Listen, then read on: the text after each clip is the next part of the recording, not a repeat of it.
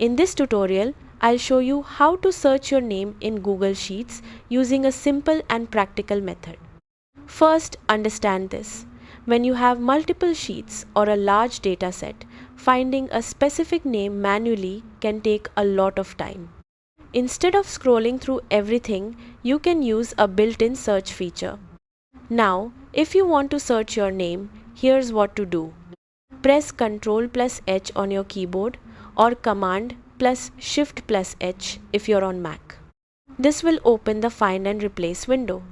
In the Find field, type the name you want to search for. Make sure the spelling matches exactly how it appears in your data. Next, look for the search option and change it from this sheet to all sheets.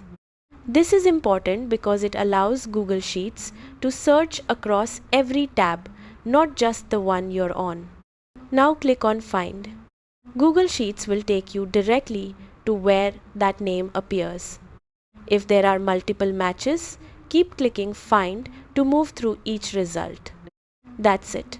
Using the Find feature in Google Sheets helps you quickly locate any name without scrolling or checking each sheet manually.